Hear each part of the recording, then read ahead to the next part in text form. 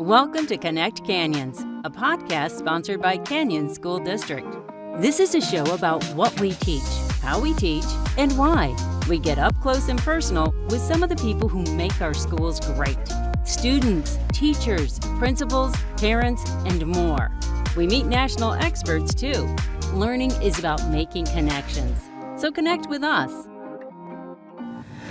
Welcome to Connect Canyons. I'm your host, Stephanie Christensen, and today we're talking about a silent hero within our district. That's our paraeducators.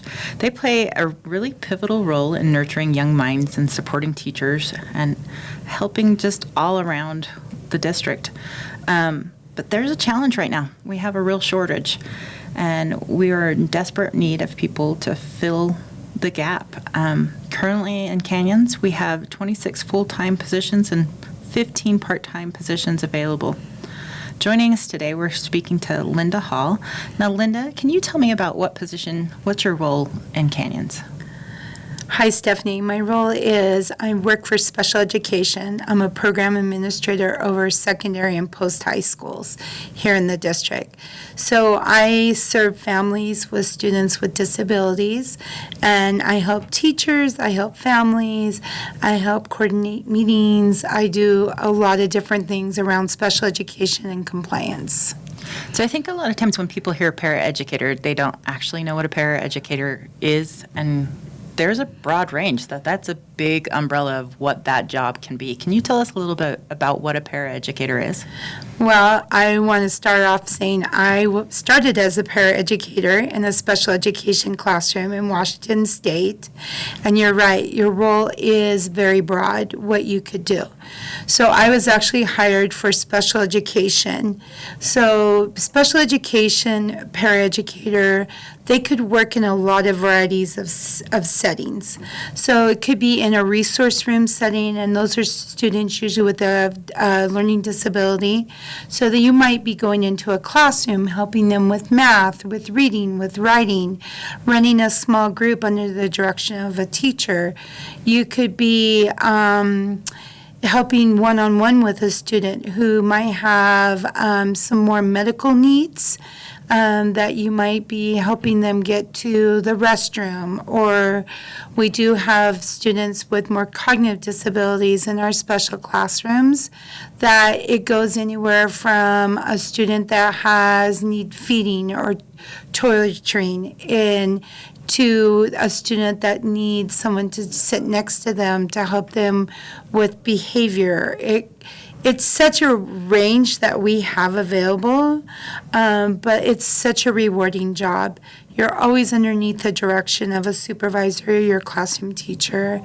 And these students are so wonderful, and they bring so much joy to a classroom. And when I was a paraeducator, I just got so much back from the students that I help, meaning that just seeing them make those little gains every day was like, oh, I'm doing something right. I'm making a difference in a child's life.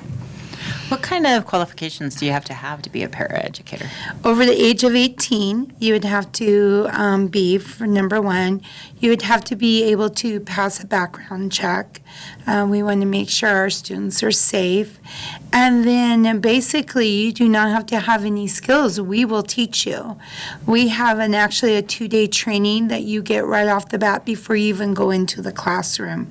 So you're prepared when you walk into that classroom, knowing what your job is and what you can do to support the students in there. Now, how essential is it to our classes that we have paraeducators?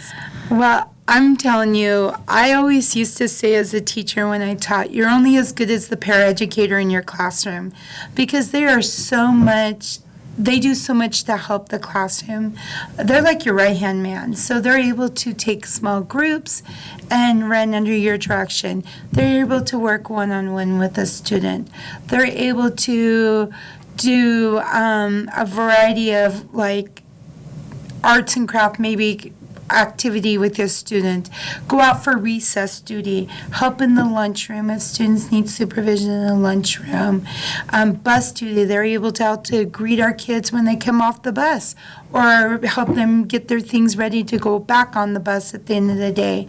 So they are a vital part of the classroom. It really helps that classroom to have that extra pair of hands in there that the teacher's able to focus on other things while they're helping other students. What would you say is the most rewarding part of being a paraeducator? I'm gotta say everything. I mean, when I was a paraeducator and I was in a classroom and just seeing those students make progress, it is so rewarding. That student who could not read and they're able to read that first sentence to you, it chokes me up even thinking about it. It was such an amazing experience.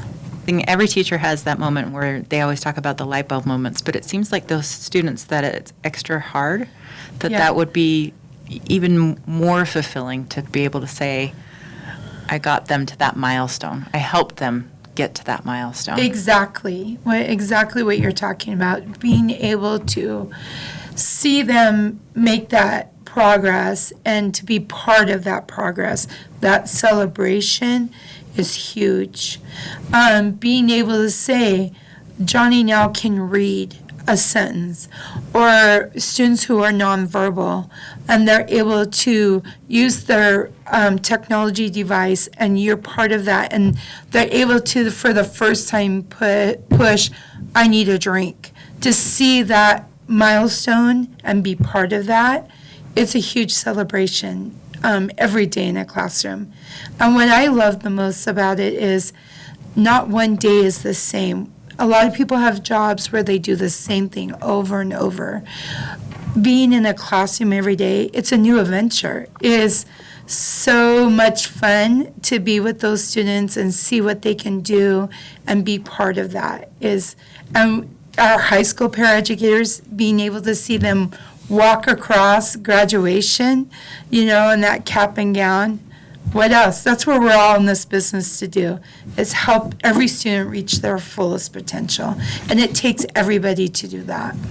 One of the things that I've also noticed is, it's not always easy working with children in general. Well, people in general. Correct. But it can be very difficult. But it seems from the outside, looking at our SPED department, as we call it, Special Education Department, that it's quite a community that you would be coming into as well. Like, this seems like a really strong department that is there to support you along the way. What can you say about that? Like, what kind of supports are there for people that work within your department? Well, I'm glad you asked that because we have multi-tier layer supports. For paraeducators, you have that first tier. As soon as you get hired, you get that training before you even walk into a classroom. It's a 2-day training. We get you prepared for whatever that need. So we have lots of layers of support built in, so you're not just, like I say, thrown into the lion's den and say, good luck. This is more of, we want you to be prepared what you're walking into so you have the skills to do your job. It seems like now would be a really good time if you were interested in special education. Say you've just graduated from high school and you're interested in special education, to get your feet wet with it, because Kenyon's now has the ACE scholarship program where you can go through our program and get a scholarship towards your teacher certificate or endorsement within special education. So what would you say towards people that are interested in special education, and is this a good gateway drug into? I say it's a great gateway drug because it is the reason I'm in special education. I started as a special education para, was in the classroom, have so much passion for it, as you can hear. And it was really great for me to understand, what does that entail? To be a teacher in a special education classroom, is this even the right fit for me? And I feel like it's a great experience to get going on that pathway if education is really what you want. I'm starting my 29th year, And I have worked my way up to a program administrator as a paraeducator. Then I was a teacher, dean of students, and then I was an assistant principal at a high school. I've been able to see every level there is.